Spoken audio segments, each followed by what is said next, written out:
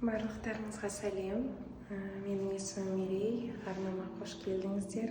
Қазір менде 41 апта бір күн болды. Мені предродильное отделениеге жатқызды.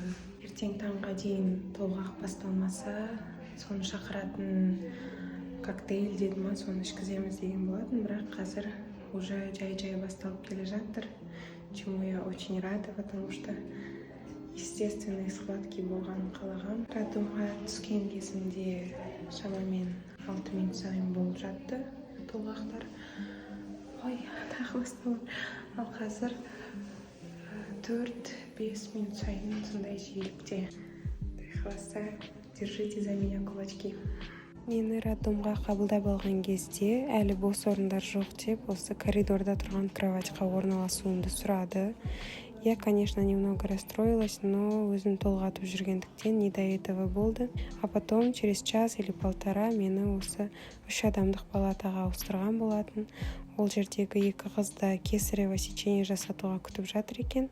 Ал мен өзімді босану процесіне морально дайындап жүрдім.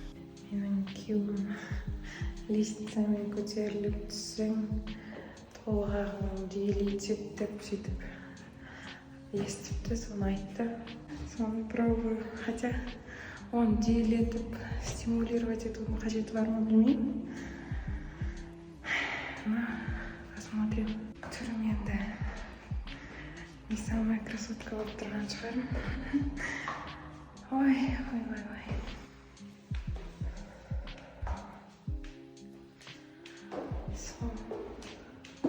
Қазір бір-екі көтерілемін, уже қайттан барам палатама. Босану кезінде баланың оңай шығуына көмектесу үшін осындай упражнение пайдалы деп естігенмін. Соны істеп, потом жақсы настройды сақтау үшін терең дем алып, медитациялар жасап отырдым.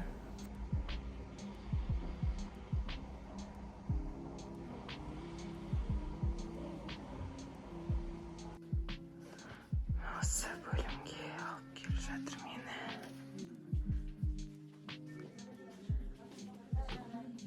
Мені родильный залға алып келді. 3 минут сайын толғақ болып жатыр. Пока шейка ашық емес, бірақ созревает деп па, солай айтты. Сондықтан қазір ждем. Толғақ өте болючий, өте шыдатпай сөйтіп жатыр, но для доченьки буду стараться, буду терпеть. Мынау мячикпен и дыхание ғана көмектесіп жатыр қазір. Менің жатқан орным. Заттарыңды все, что необходимо шығарып қой деді. Қалғаны мұнда салып қойдық. Жаңа кітігі түсірді. Осылай шықты. Но лежать невозможно қазір.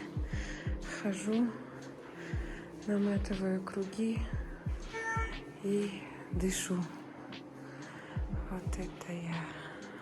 Привет.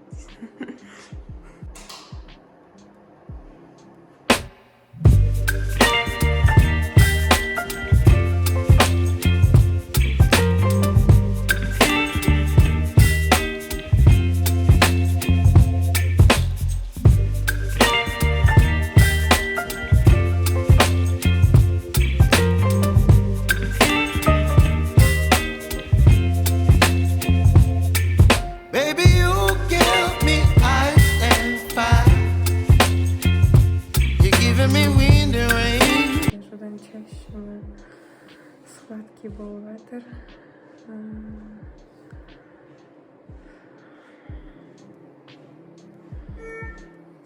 Отвлекаю, как могу себя.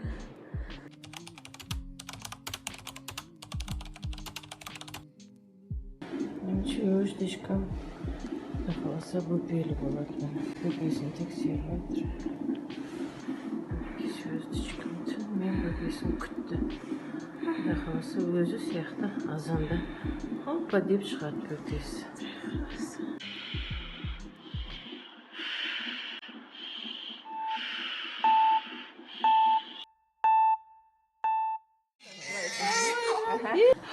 Сами себя похвалим всех. Так, укол делаю. Алла хватит.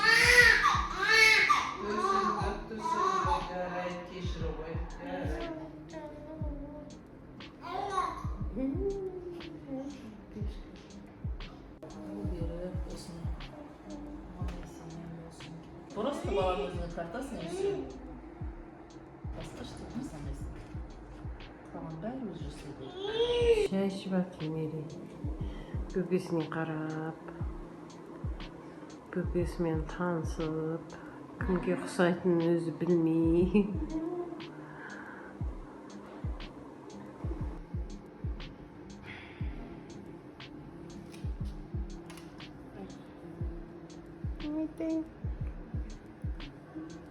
Мама болдың. Әлі сені отқан жоқпын, бірақ көзін ашып маған қарап жатыр. Ұйқысын қандырып шығыпты. Екеуің танысып жатсыңдар ма? Ана көже, ана көже. Сұлу көже, көжемнің көже. Қош келдің. Қош келдің. Ана атандым. Әлі сені алар емеспін қазір мынау. Менің кішкентай крохама қарап отырмын. Қазір біз после родовое отделениеға келдік. Шаршап тұрмын негізі. Себебі түнімен толғақты күтіп емес, толғақты переживать етіп, сөйтіп өтті түнім. Больше сол схватки кезінде ауыр болған шығар, чем именно рожать. Бірақ қолыңа осы кішкентай комочекті берген кезде бәрін ұмытып қаласың. Қолыңа емес, үстіңе жатқызып қойған кезде бәрін ұмытып қалады екенсің.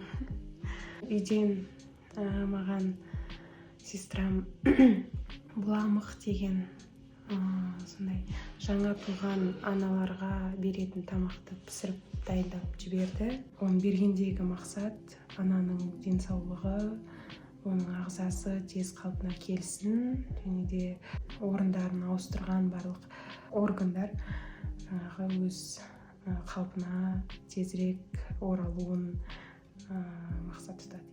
Кейін мүмкін арнада оның қалай жасалатынын көрсетіп жатармын. Сол бұламықты қазір жеймін.